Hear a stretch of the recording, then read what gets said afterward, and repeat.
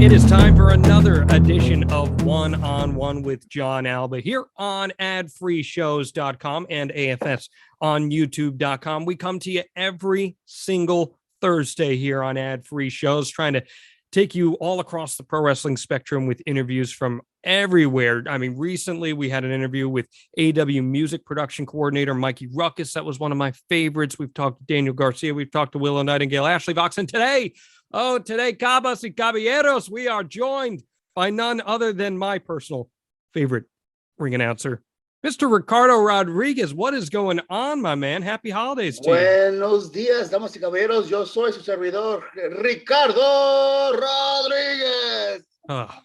We need to give a little bit of a right?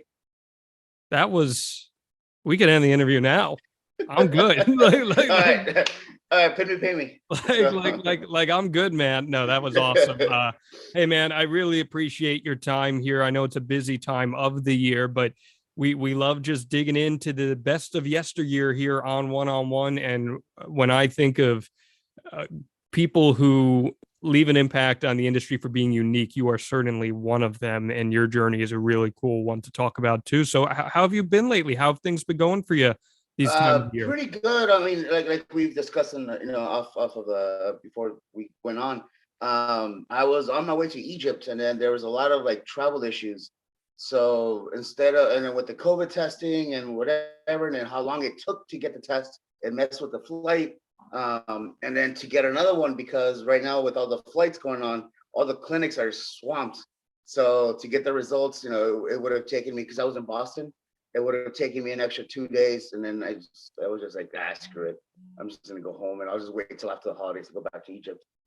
So you're living in Egypt now, and that's something that I think a lot of people don't realize. Like, I've been following you on social media, so I'm keen to that. But what brought you out to Egypt? So I'm currently in San Antonio. That's where my residence is. But yeah, I live in Egypt. I've been there for a year already, a little over a year, 13 months. And there's a backstory to how it happened, and it all kind of stemmed from living in India. When I lived in India, I opened up an academy alongside the great Khali. And I think we had a great success there. Eventually, so much that WWE and Impact went after it, and we saw the WWE India spectacle show that they had, and it's all stemming from that. So after that, I came back to the U.S. I went to England. I went to a couple of different countries, long stays, and then when COVID happened, it shut everything down. It totally shut everything down, and I know I'm not the only one that felt this way. I was without wrestling, because that's been my income for the last 10, 12 years. So when COVID happened, I was like, I don't know what to do. I'm going crazy. And then after about a year of COVID, eventually, I got this call from this guy named Walid Fathi in Egypt, and basically asking me if I wanted to go and then redo what I did in India. So that's what led me last November of 2020 to head out to Egypt. So I've been over there for about a year already.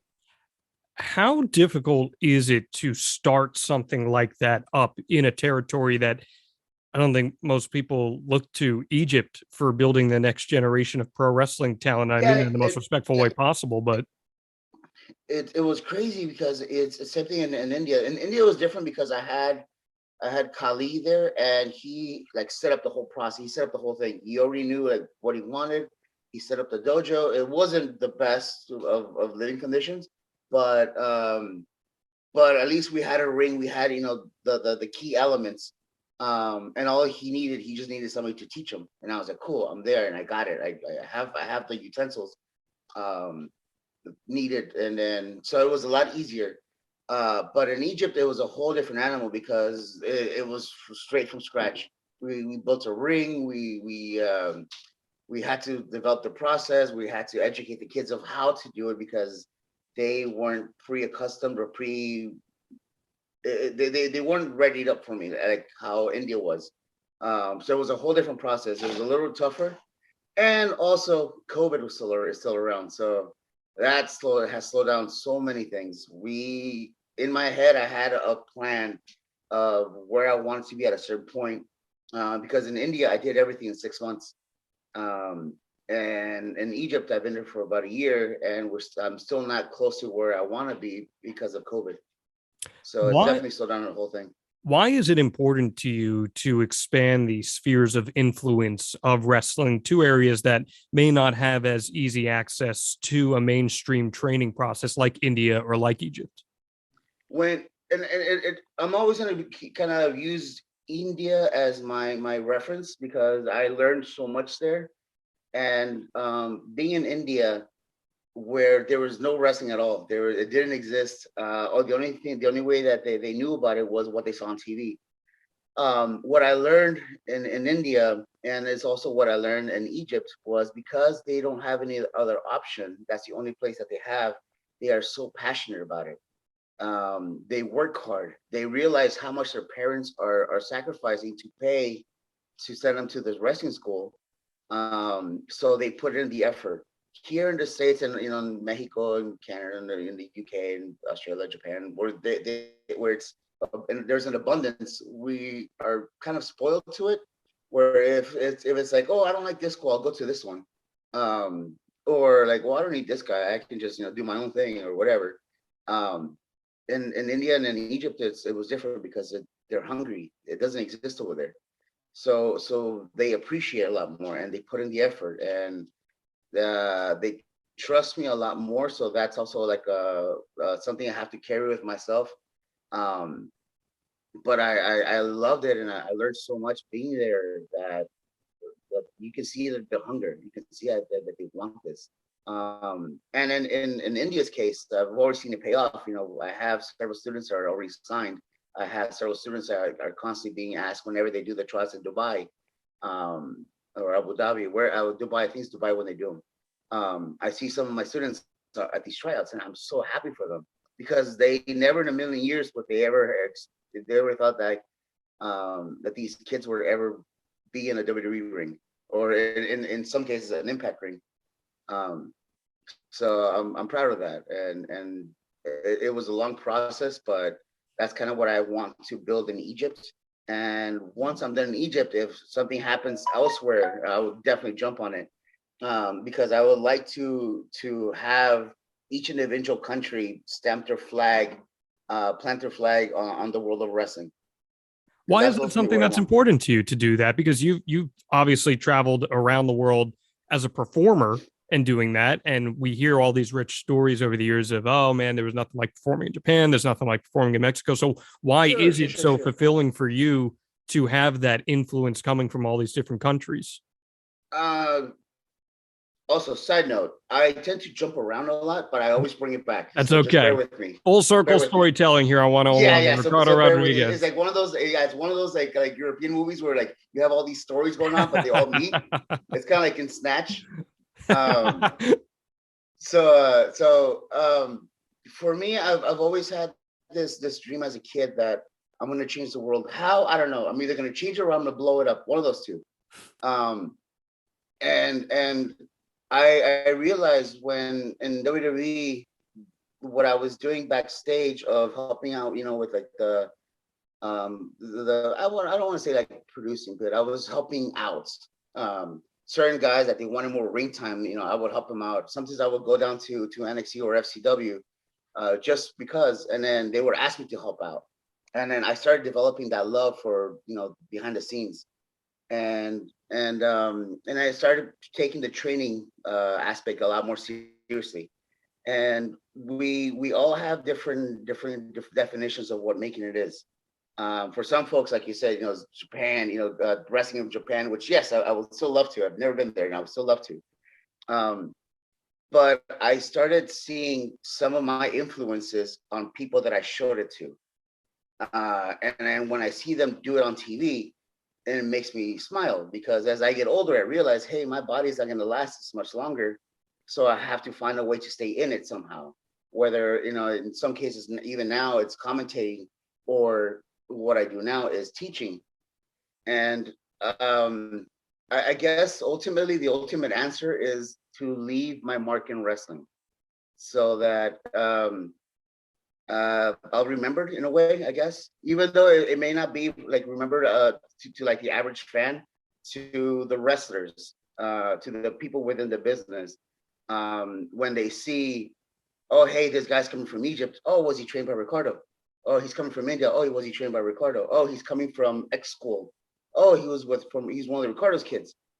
That, because I get that every now and then. I'll get a message from, sometimes AEW or whatever, or even, some guys from like, and they'll be like, hey, is this one of your kids? And I was like, yeah. Or, no, it's, da da da. So I'll pass it on to whoever trained them. But the thought that I'm being thought of when that happens, it makes me smile. I really think you're one of the what would be the unknighted heroes of his era, because you were in WWE and that mainstream side of things for not a super long period of time, but you contributed in so many different ways at a young age too, when you were brought in from that. And a lot of people aren't super familiar with your background as a worker, but you were trained and you were working before you got the FCW deal. You're working in FCW a little bit as well. How difficult of a transition was it for you to go from, I want to be a wrestler, to how can I help out in any role that will get me on TV and help others? The hardest part wasn't necessarily the actual part of doing it. The hardest part was accepting. That was the hardest part, because I was a wrestler, and then I was brought in to be, and I was a serious wrestler, and then I was brought in to be a talker and a comedic role. And that was the hardest part, to accept that, to just kind of like go, all right, well, this is my ticket, fuck it, excuse me, I That's got this. okay. You're good. You're good. All right, well, fuck it, might as well, ride the wave. But that was the hardest part, is accepting it, because I had these constant battles within myself, and even now I still have them, because I know people know me as Ricardo, and I know, and I get, and believe me, that takes me even now a long time to get it. Whenever like I contact promoters, because even now I still get it, like, oh, I didn't know you were a wrestler. And I'm like, fuck, man, like I trained your champion, or I wrestled your champion. um, but that was like the hardest part, just accepting. Did you take it personally that they wanted you in a different role? At the time, not to say personally, no. I was At the time I was hoping it was a transition, because I figured, hey, it's my way inside the door, and then once I'm in the door, I'm just gonna do my own thing, and then hopefully, work my way to the ring, which I did, but as Ricardo. And then even then, I still every now and then I will get put in as in a locale, or on the house shows, or on the European tours, on the dark matches. But it wasn't me being me. It was, hey, this is your position, help them out. Have these guys help them out. They're coming in from FCW, they're coming in from NXT, help them out. Um, so it was very rare when I got the chance for me to be me. I'm not saying I was like some great technical magician in the ring, but I thought I was okay. No, you absolutely were a very strong worker, especially in that time where WWE was filled with a lot of characters, and you were in there, and you had a chance to do your role. And I've got my show here on Ad Free Shows up for debate, where we were just did Bobby the Brain Heenan versus Paul Heyman. And Yeah, one of the things that made Bobby Heenan so great is that he was a non-wrestler, but he hmm, could go in there and work, right? yeah, Like, this oh guy yeah, knew yeah, how to yeah. bump. He knew how to do stuff, and that accentuated the stories that he was telling. I feel like there's somewhat of a correlation with you there, where you were able to help push stories forward because you knew how to work, and it made it more believable and entertaining in that sense. I know. Once they found out that they knew how to wrestle, that I wrestled, because when I did my tryouts, only a very select few were there. Um, and because it was an actual tryout, it was at the Staples Center, December like 10th. Oh, I'm sorry, August 10th. It was like the day after SummerSlam at the Staples Center in LA. And I want to say, if I'm mistaken, I'm sorry. It was I want to say um, T.J. Wilson, Matt Seidel, and Jamie Noble were the only ones there. So those are the only three that knew that I wrestled. Those guys can work all right Oh themselves. yeah, So. yeah, yeah, yeah, yeah. But those three were the only ones that I knew that knew ahead of time that I wrestled. Once I got Right. signed. So like for those couple weeks that or like a week or two, um, that we started with the whole Alberto and Ricardo thing. Nobody knew that I wrestled. So then I took like my first 619 from Ray, and then we get to the back, and they're like, "Oh, you took that really well," da da da da. They were praising me, and then but in my head, I'm like, "Yeah, I mean, I know how to take. I've taken it before, not from Ray, but I've taken the 619 before." And then with time, once he found out that, hey, this guy can bump, this guy can do this, that's when they started putting me in more bigger spots, which led eventually to like the ladder spots and the rumble spots and da da da. And we're going to talk about those. Believe me, we are. And yeah. but it's so interesting that you say like I'm brought in this comedy spot, this non-wrestling role, and you weren't really sure what to make of it. And it's something I've gone through too, working on the indies, where like I think when you break into the indies as like a manager, you're thinking like, oh, I need to be this bad guy manager who wears suits, I carry a cane, hit people over the head with it, I'm just gonna be a bad guy. But over the years, I've learned like there is a fun, entertaining element of it where if you're more of like a self-aware character, that you're in on the gag, you're in on the comedy. That is an important part. That's self-awareness. Self-awareness know is your huge. role, know your spot. How did self-awareness play into you improving in your role as the personal ring announcer / manager / talking piece with Alberto Del Rio?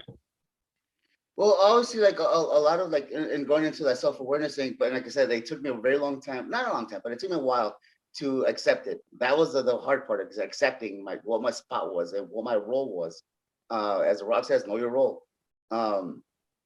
But when that comes along and you realize, okay, Ricardo's not a wrestler, so don't bump like a wrestler, don't take the hits like a wrestler. And I would use Heenan. I would watch like some like movies where they were like hit like some civilian and how they would fall versus, like I can't fall like the action heroes because I'm not an action hero. I'm a civilian. So I have to fall like a civilian. I have to act like a civilian. So that was the hardest part, like I said, just accepting it. But I think pretending not to know how to work was crucial, was important. But it made it more fun eventually. Like once I accepted it, it just became fun. That's exactly what I was gonna say. And Ricky Steamboat told me once, I drop a lot of names. Ricky Steamboat told me once, he's like, you're only on TV for like 5 seconds, but you make those 5 seconds yours. Yeah. And then I kept that in my head. Well, so really, it's once you embrace the ridiculousness of pro wrestling and you understand, okay, this is my role, this is my job, and I'm just going to go out there and do it with everything that I can. Mm-hmm. It's amazing that I find performers can become very endearing to the fans, and I feel like that's exactly what happened with you. I would like to think so. Because even though I was heel, I think the Ricardo character kind of connected with the crowd, and also helped out that I had an awesome heel with Alberto, because how he would treat me. So it was a two-parter. I couldn't have done it by myself at all. It was a two-piece. So like he was a Christmas tree, I was just like the decoration. But it was different. It was different. Like you see so many managers in wrestling, like I just said, they fit this like cookie cutter, like this is what you are. And the personal ring announcer allows you to do so many different things with it as well. And I feel like that was so unique to you guys, and it allowed you to take things to another level. How do you feel that it accentuated the Alberto Del Rio character? I think it like I said, he was a Christmas tree, I was a decoration. That's the only way I can describe it at the moment.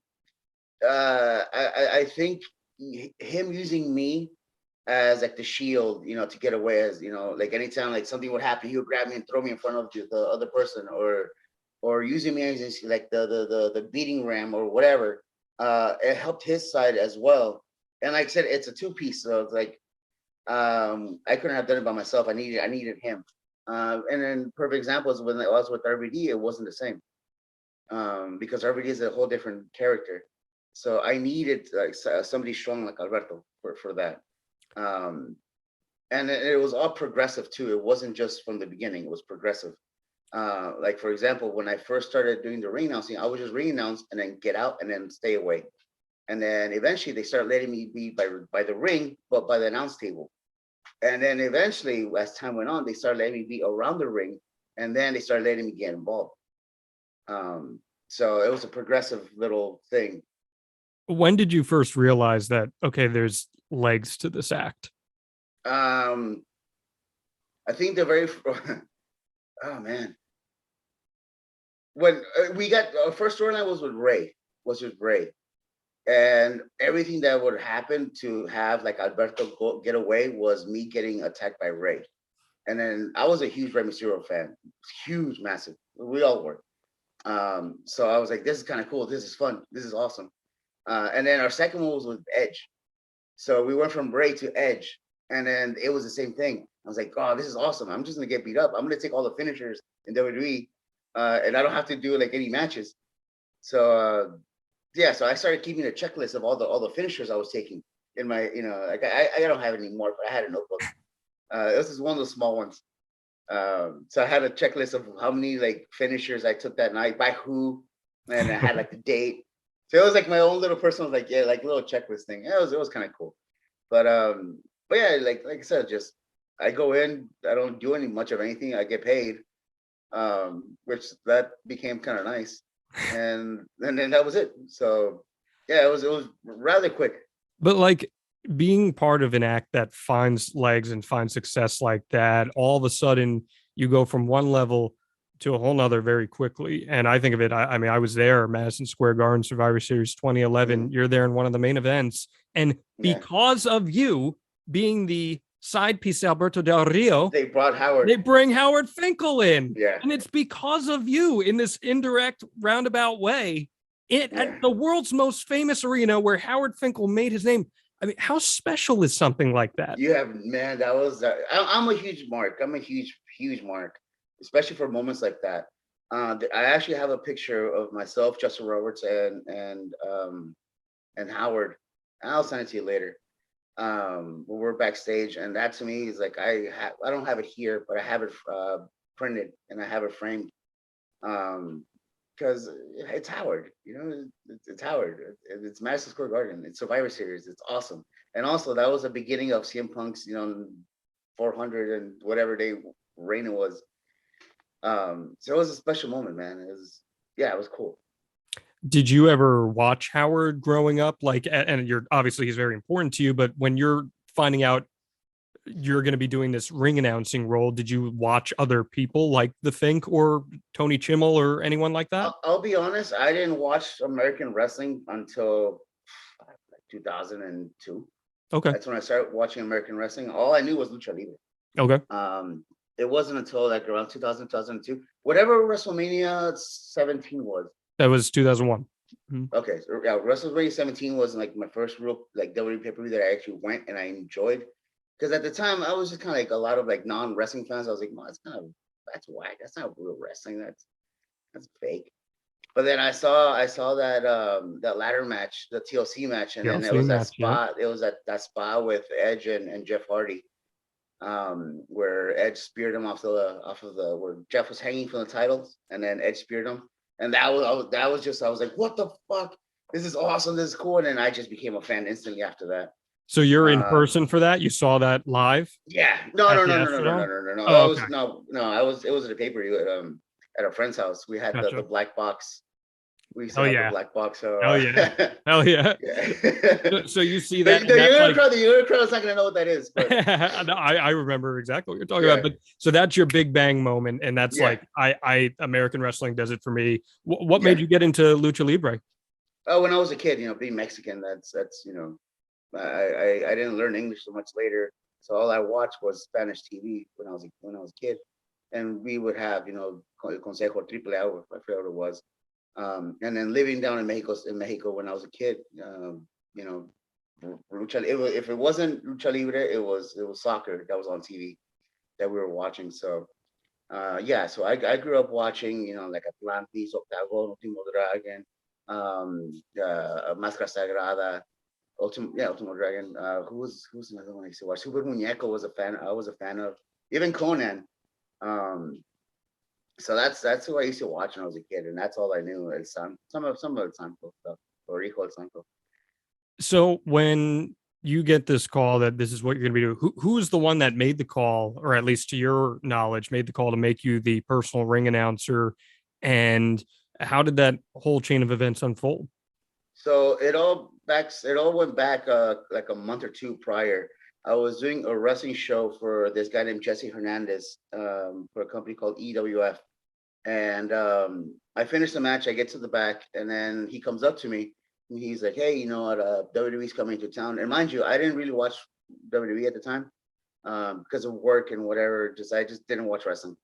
Um, so he's like, "Hey, WWE's coming to town. They're looking for luchadors. Are you interested?" And I was like, "Yeah, of course. You know, of course." He's like, "All right, I'll let you know like in a couple of days." I was like, "Cool." So then I get an email from this guy named Canyon Seaman. Yeah, Canyon.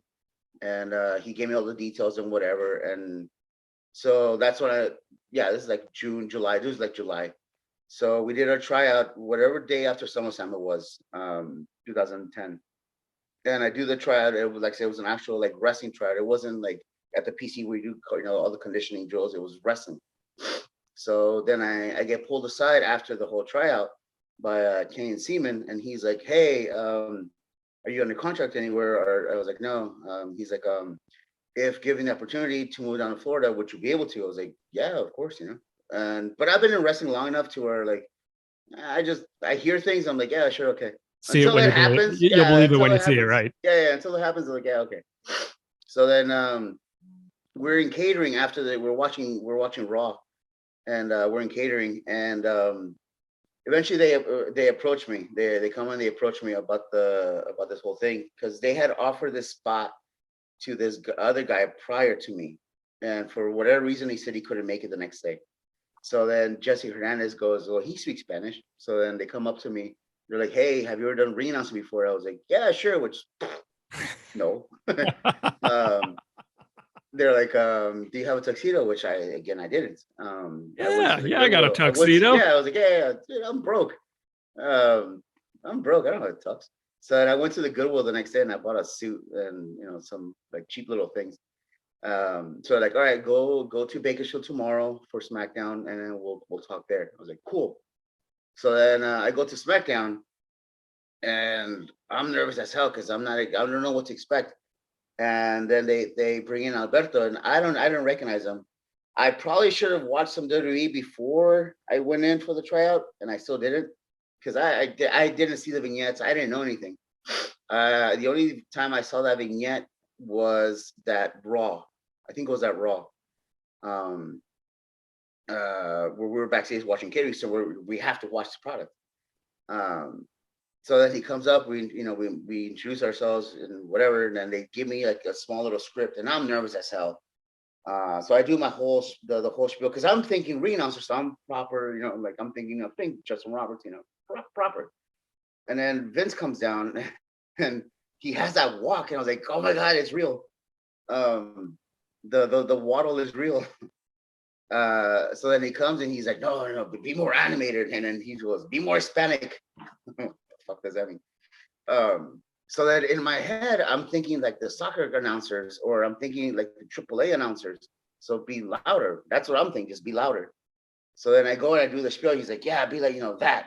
So then we do SmackDown. I do the intro. We go to the back. I didn't hear anything, so I'm just kind of like sitting there. Um, and then they come up to me again after that night after, and then they're like, hey, can you come tomorrow? Because they were doing a double taping. They're doing a Tuesday and Wednesday taping. I was like, yeah, sure. So then I go to Fresno the next day. I do the whole thing again. We get to the back, and then they pull me and they pull this guy named Alex Kozlov, who was in Ring of Honor. He was in New Japan, AAA, Super Malal. They pull us to the office, and they basically ask us, hey, are you guys under contract? This and this. And we're like, no. They're like, all right, we're gonna send you guys to get your physicals done, and then we're gonna offer you guys contracts, and then we're gonna send you guys to Florida.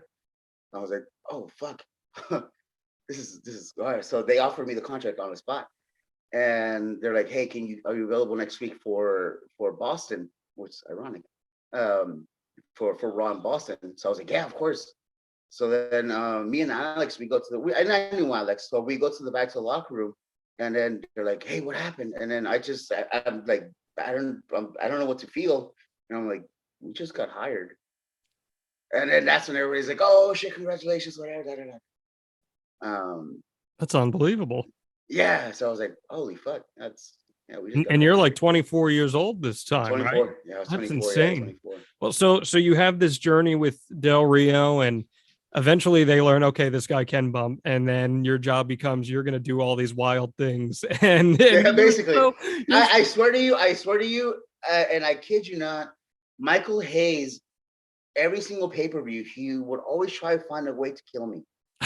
Um, he would always, in passing, whether it's at the airport or at the venue, he would always tell me, he's like, "You're gonna die next month. You're gonna die at the pay-per-view.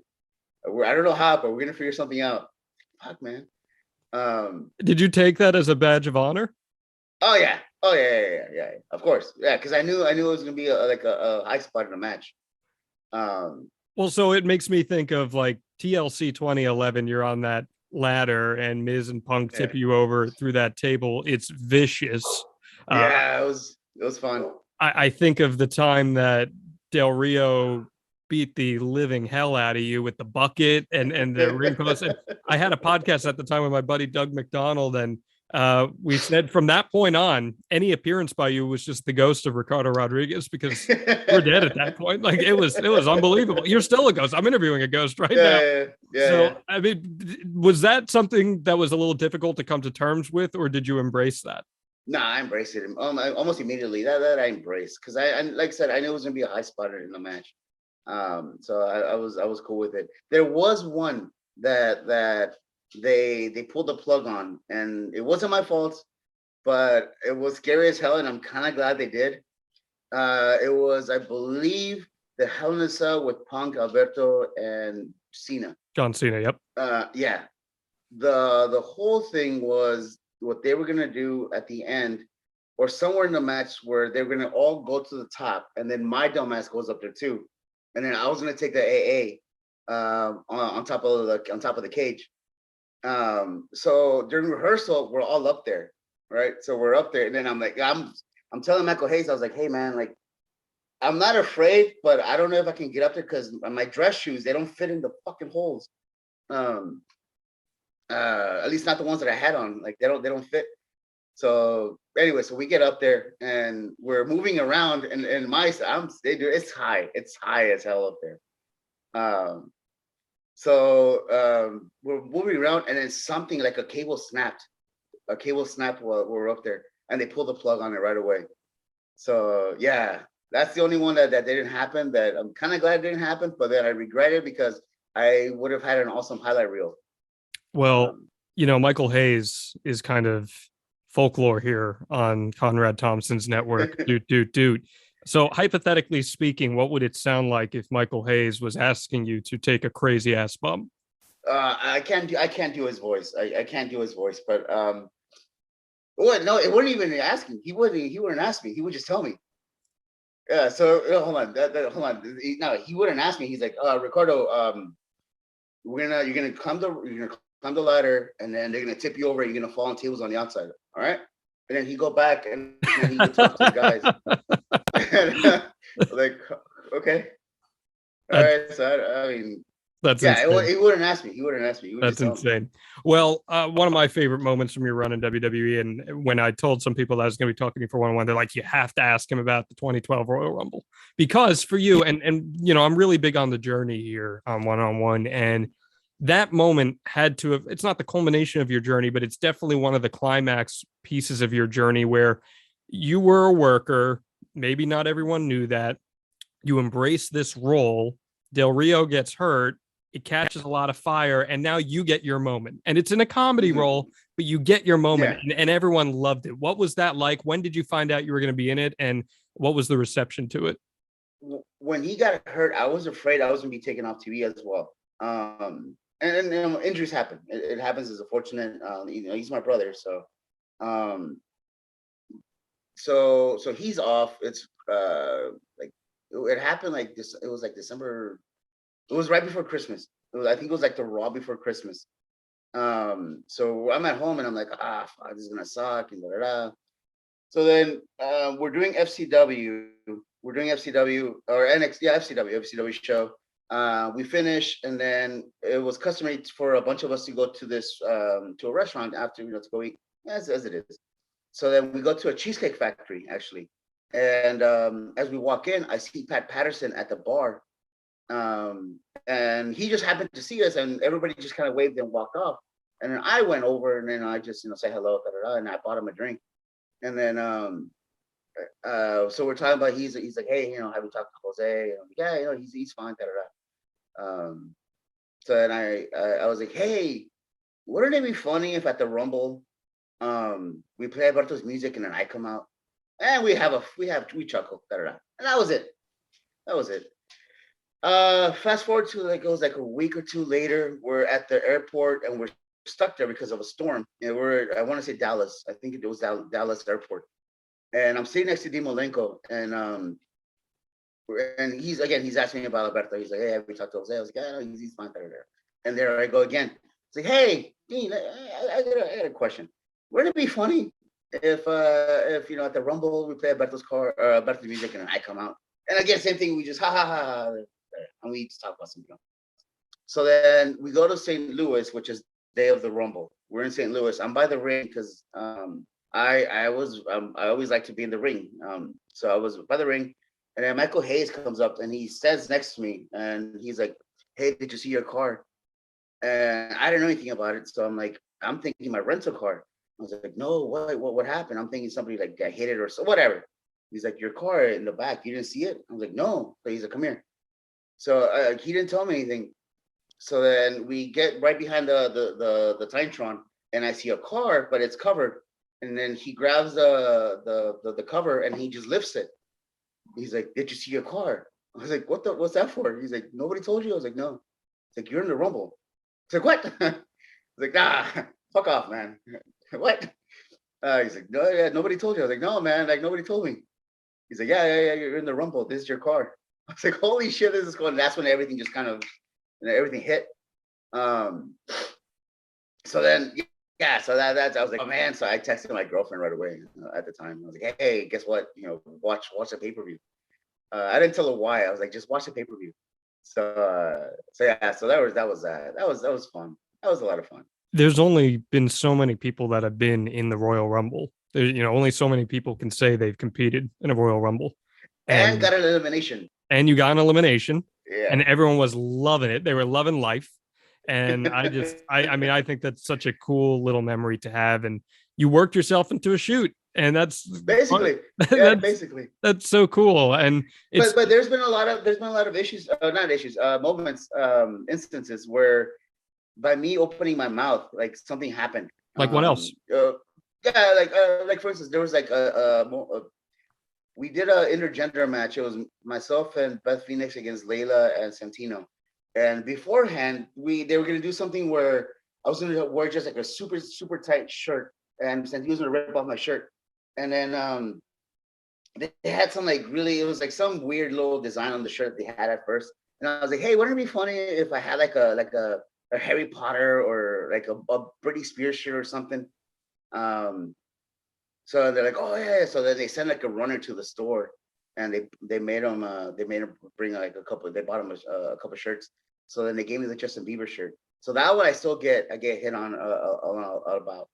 I get messages on Twitter about that a lot still. But that's got to feel good that you made an impact. And that's what we're talking about, nostalgia. Like, people love looking back at the past. And it's crazy to think that this stuff is like in the past now and is nostalgic. Yeah, right. But it is. And you made an impact, and that has to be a really fulfilling feeling, especially as you take on so many different roles in your wrestling career now. I guess like being in entertainment, and then I know this is not just me and myself, but in wrestling, but in all forms of entertainment, I think we're all afraid of being forgotten, because we're so used to being in the spotlight and getting attention that when the light goes off, like we're afraid of that nobody's gonna remember what we did, or who we were, what we did. I still get recognized, not a lot, but I still get recognized, and then that still warms my heart. Like, it happened yesterday. I was wearing my face mask too. I was wearing my face mask and I had a hoodie on, And this security guard passes by. He's like, "Hey, Ricardo." I was like, "Oh." How? Uh, so yeah, it still feels good. Yeah. And now you've reinvented again. You're talking about reinventing as a trainer, and you've been doing a lot of commentary. You've done work with AEW. People forget, and I could be wrong here, but I don't think I'm mistaken by saying you were on Spanish commentary when the streak was broken, correct? Yeah. I was at Which WrestleMania is 30. insane. I mean, that's something I'm Yeah. sure you remember. Did you have any inkling that that was happening, that was coming? No. The only one that knew was Carlos Cabrera. He's the only one that knew. So when the thing happened, I thought that Undertaker forgot to kick out. That's what I thought happened, and because they didn't play the music or anything. And then I was about to speak, and then Carlos just grabs my hand, and and I look at him. He's like, I was like, "Oh, Asper, you knew." Um, but yeah, I didn't know about it. But that was such a surreal moment because the whole arena, and I don't know if you were there, I but was like there for that. it It was all went insane. quiet. It went quiet. For how of a big moment, like nobody reacted. Everybody just stayed quiet. Man, I've covered the NFL playoffs, the NBA playoffs. I've never experienced anything like that in my life, and in that moment, and to have lent your voice to that is pretty insane. And that's just another thing. Yeah. And now you've done the work with AW, and you're leaving an impact, man. And I think that's really cool. What do you want people to take away from your pro wrestling journey here?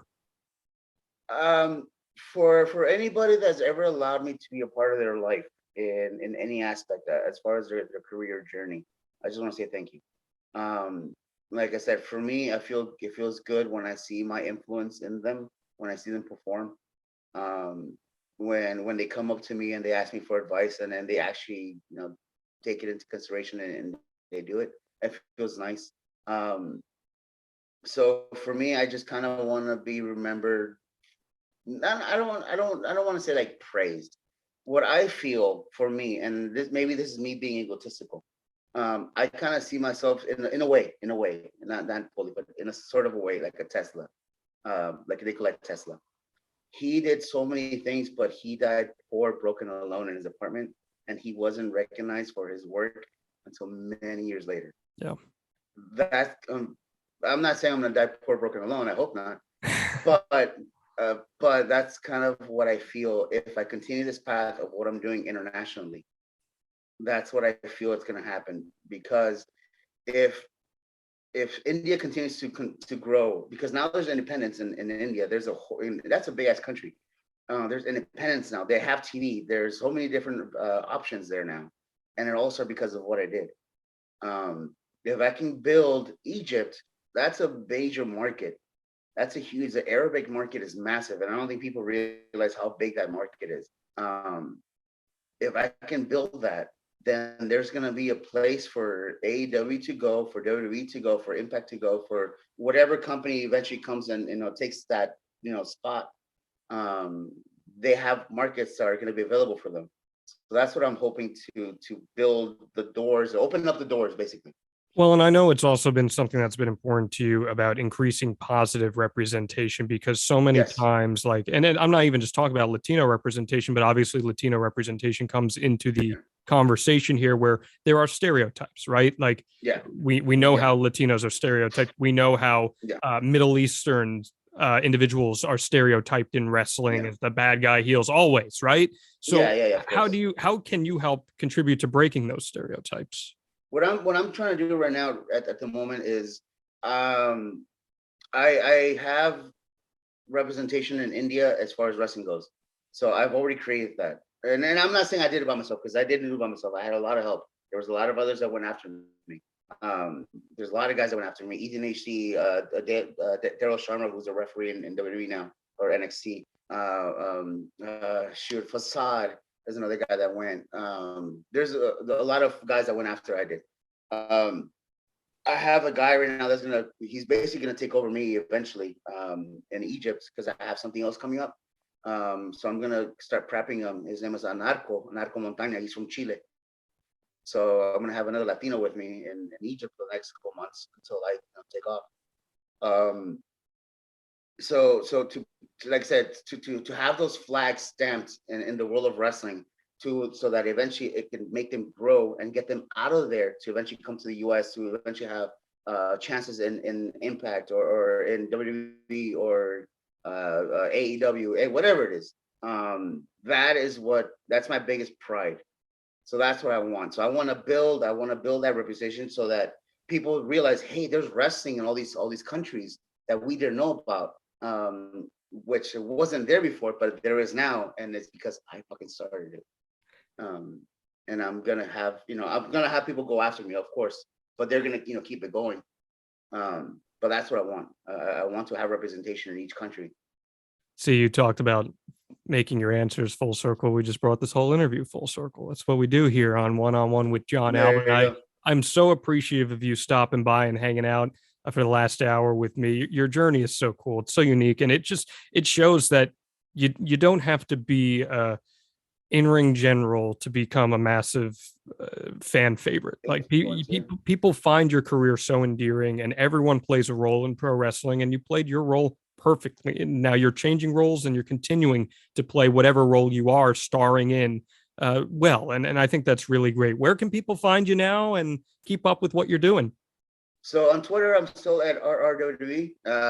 For the folks that keep bugging me about why don't I change my handle, is because if I change my handle, I lose the check mark. Yep. So it's still at RRWE. So annoying. On Instagram, it's at the letter J_Rodriguez 818. And I was gonna say Pro Wrestling Tees, but yeah, we're scratching that. You're on Cameo too, right? Oh yeah, I'm on Cameo as RRWE. So a buddy of mine, personalized. A buddy of mine bought a Cameo from you for me about a year ago. Oh, so no way. I've got it, and it was a blast. It was a total blast. You went all out for it. You were like at an airport in Egypt, and you're just like, yo, it was great. It was so great. So I endorse it. I highly endorse it. Awesome. So awesome. If you want a personalized Cameo for your birthdays, bar mitzvahs, if you want me to announce the birth of your child, if you want to break up with your girlfriend or boyfriend, I'll do it too. I love it. I love it. Well, man, I'm so appreciative of you hopping on One with John Alba here on adfreeshows.com. Don't forget, we get interviews every single week from all around pro wrestling, dropping every single Thursday at freeshows.com and AFS on youtube.com. He's Ricardo Rodriguez. Jesus, I really appreciate your time. We'll see you guys next time here on One.